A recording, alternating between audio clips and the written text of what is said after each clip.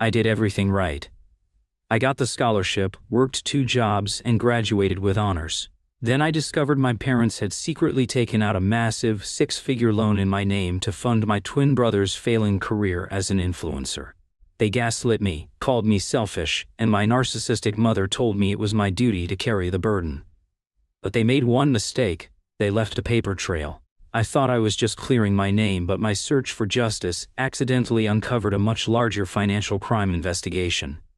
They thought I was their scapegoat. They never imagined I'd be the one to bring the whole house down. This story time isn't just about family betrayal. It's a deep dive into loan fraud, identity theft, and the brutal satisfaction of watching karma do its work. This is the story of how I took back my life. If you enjoyed this video or found it helpful, go ahead and give it a like. It really helps me out. And if you haven't already, hit that subscribe button so you don't miss any future videos. Thanks a bunch. It started with an email. The kind you almost delete without opening, with a subject line that reads like junk mail. Important account information from First National Collegiate Loans. I was 22, 3 months out of college, living in a cramped but hopeful apartment in a quiet suburb outside of Austin, Texas. I was working a grueling but promising internship at an architecture firm, subsisting on instant ramen and the intoxicating belief that I was finally building a life of my own, a life that I had earned. I clicked open the email, and the floor of my tiny apartment fell away. Attached was a statement. My name was at the top, and at the bottom, under the heading Total Amount Due, was a number that didn't seem real. $174,821.37. My breath caught in my throat. I read it again, and again, and again. It had to be a mistake. A typo. An extra zero. My entire tuition at UT Austin, after my academic scholarship, was supposed to be around $70,000. I'd worked 2 part-time jobs to cover my living expenses. I was meticulous. I had spreadsheets. I was supposed to graduate with a manageable, predictable amount of debt. This number wasn't manageable. It was a life sentence. A concrete block chained to my ankles before I'd even learned to swim. My first thought, my only thought, was to call my mom. My hands were shaking so badly I could barely dial. She picked up on the 3rd ring, her voice cheerful and distracted. "Hey, sweetie, how's the internship?" "Mom," I said, my voice tight. "I just got an email from the loan company. It says I owe almost $175,000. That can't be right, can it?" There was a pause on the other end of the line. It wasn't a long pause, but it was dense. It was the kind of silence that's filled with unspoken words. "Oh, honey," she said, her voice suddenly a little too bright, a little too soothing. "Don't you worry about that. It's probably just a clerical error. You know how those banks are. We'll get it all sorted out." It was the classic gaslighting I'd grown up with. My concern was an overreaction. The problem was an illusion. Her placating tone was meant to calm me down, but it did the opposite. It set off alarm bells. "Mom, this isn't a small error," I insisted. "This is $100,000 more than it should be. Did you have to co-sign on something? Did you take out a different kind of loan?" Another pause. This one was longer. I could hear her take a breath. "Well, Liam, your father and I did have to take out a Parent Plus loan in your name to cover the gaps. We just wanted to make sure you were completely covered. We didn't want you to have to worry about money while you were studying." The cognitive dissonance was dizzying. My parents, who had always stressed the importance of fiscal responsibility, who had made me get a job at 16, had taken out a massive loan so I wouldn't have to worry. It made no sense. "What gaps?" I asked, my voice rising. "My scholarship covered almost half my tuition. My jobs paid for my rent. What gaps were there?" And then came the line that changed everything. "Well," she said, her voice dropping to an almost whisper, "your brother needed a little help too." My brother. My twin brother, Caleb, the golden child. While I was in the library pulling all-nighters, Caleb was in Los Angeles, chasing his dream of becoming a full-time influencer and lifestyle guru. He didn't go to college. He didn't have a job in any traditional sense. He had a moderately successful Instagram account where he posted pictures of himself doing yoga on cliffs and drinking expensive coffee. To our parents, especially our mother, he wasn't just a son, he was a project. A star in the making. I was the responsible one, the easy one. Caleb was the one with potential, which was family code for he needs constant financial infusions to maintain his aesthetic. My mind went blank with a cold, white-hot fury. "What do you mean he needed help?" I said, my voice dangerously quiet. "What did you do?" she started to stammer, throwing out platitudes about how they'd always tried to treat us equally, how it was important to support both our dreams. The story finally came out in bits and pieces. They had taken out the maximum possible loan amount in my name, using my good credit and academic standing as the basis for the application. They had used about $70,000 for my actual tuition, and they had given the rest, over $100,000, to Caleb, to fund his brand, to pay for his rent in a trendy LA loft, his camera equipment, his trips to Bali to get the perfect content. They had stolen my future to finance his fantasy. Why? I finally choked out. Why wouldn't you just take out a loan for him? Why did you do it in my name? "Oh honey, you know his credit isn't very good," my mother said, as if that were a perfectly reasonable explanation. "And we didn't want to put the house up as collateral. This was just easier. The word hung in the air between us. It was easier to commit fraud. It was easier to saddle me, the responsible son, with a crippling debt than to hold my brother accountable or make a sacrifice of their own. I ended the call. I didn't yell. I didn't scream. I just hung up. I sat on my floor, in my tiny apartment that I was so proud of, and I felt the weight of that number, $174,801.37, crushing me.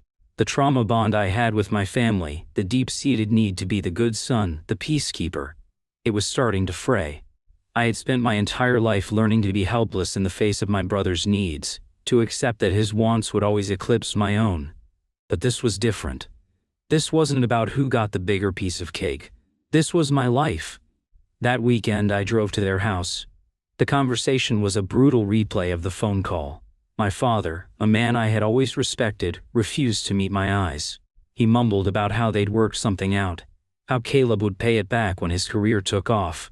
My mother cried, accusing me of being selfish and ungrateful, of not understanding the pressures they were under to provide for both of us. "It's your duty to help your family," she said, tears streaming down her face. "We are a unit. I shot back, my voice shaking with a rage I couldn't contain. "A unit doesn't commit identity theft against one of its own. You didn't just take out a loan, you forged my signature on the final application documents for the overage. I found the paperwork online. You committed a crime." The word crime silenced them. The air in their perfect suburban living room went still. They had never thought of it that way. They had wrapped it in the language of love and family and support, but I had named it, and in naming it, something inside me shifted. The learned helplessness was burning away, being replaced by a cold, hard resolve. I was establishing a boundary, not just for my finances, but for my soul. I told them they had 1 month to figure out how to transfer the portion of the loan that went to Caleb into their own names. I didn't care how they did it, a second mortgage, a personal loan, anything. But it was coming out of my name. My father blustered. My mother wept. They told me I was tearing the family apart. "No," I said, standing up to leave. "You already did that. I'm just cleaning up the mess." As I drove away, I knew this was just the beginning. They thought this was a family dispute.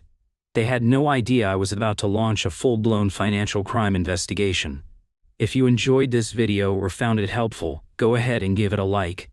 It really helps me out. And if you haven't already, hit that subscribe button so you don't miss any future videos. Thanks a bunch. My parents thought my threat was a tantrum, a fit of pique from the overlooked sun that would eventually burn itself out. They assumed the family dynamic, the one where I always, eventually, acquiesced would hold.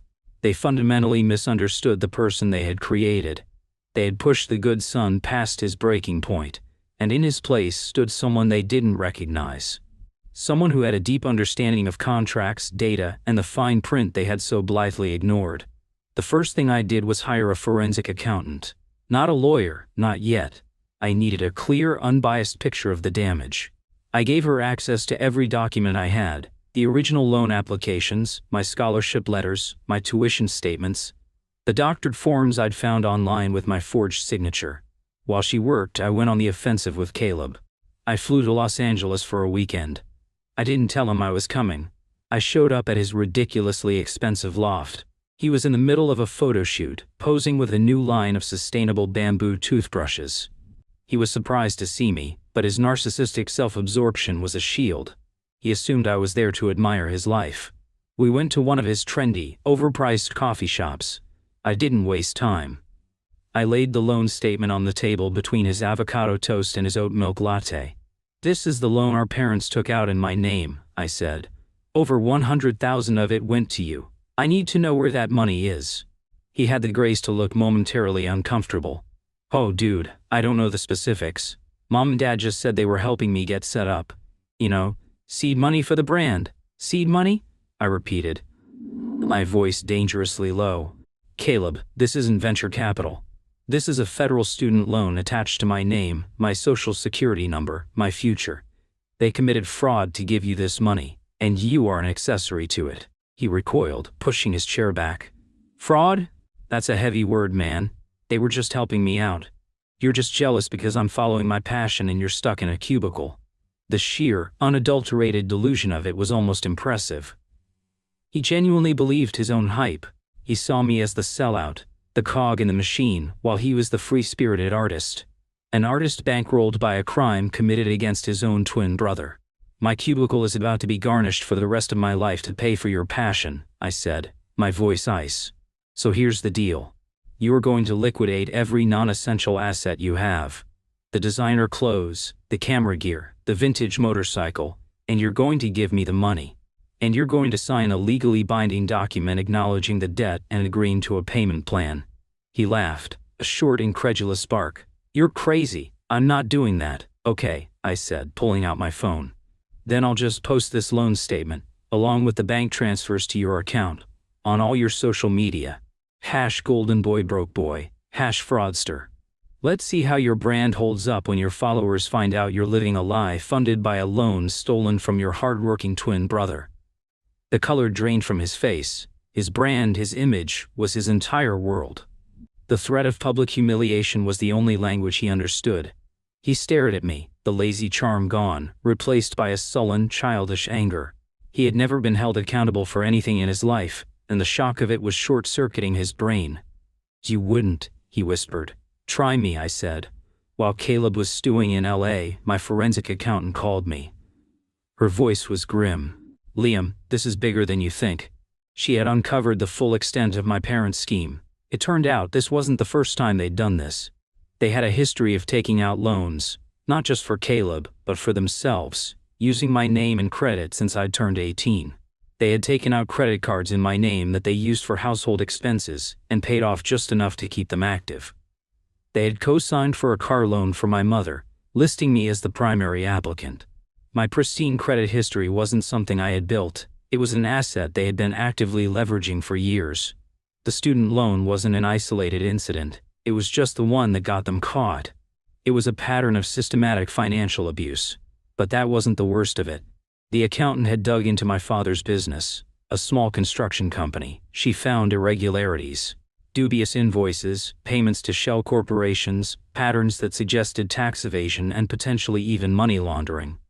My father wasn't just a struggling small business owner trying to help his favorite son, he was a crook.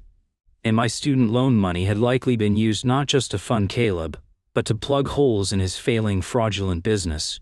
The final report was a ticking time bomb. It detailed wire fraud, identity theft, and tax evasion. The accountant's advice was blunt. "This is beyond a family dispute. You need to report this. If you don't, and this comes to light another way, you could be seen as complicit." The night I got that report, I didn't sleep. The boy who had wanted his parents to love him was gone. The man who was left knew what he had to do. This was no longer just about clearing my name. It was about severing a limb to save the body. I gave my parents one last call. I told them I knew everything. About the credit cards. About the car loan. About the rot in my father's business. I told them the student loan was just the tip of the iceberg. My mother started sobbing hysterically. My father was silent. "Here's my final offer," I said, my voice a dead calm. "You will sell the house. You will use the proceeds to pay back every single cent of the fraudulent student loan, the credit cards, and the car loan. You will dissolve my father's business. You will sign a full confession, notarized, detailing everything you have done. You will give me that confession, and in return, I will not go to the authorities. It was a bluff, partly. I knew I had to report it. But I wanted to see them squirm. I wanted them to have to write down, in their own words, the full scope of their betrayal. They refused. My father, in a final pathetic act of defiance, called me a traitor. Okay, I said. You've made your choice. The next morning I walked into the local field office of the FBI. I sat down with a special agent in the white-collar crime division. I handed him the forensic accountant's report. I told him the whole story, from the beginning. He listened patiently, his expression unreadable. When I was finished, he looked at the report, then at me. Mr. Miller, he said, thank you for coming forward. You've done the right thing. The investigation was swift and brutal. The FBI descended on my parents' house and my father's business. The evidence was overwhelming. They were indicted on multiple counts of bank fraud, wire fraud, and tax evasion. Caleb, terrified of being implicated, cooperated fully, which saved him from charges but destroyed any remaining relationship he had with our parents. The trial was a local media sensation.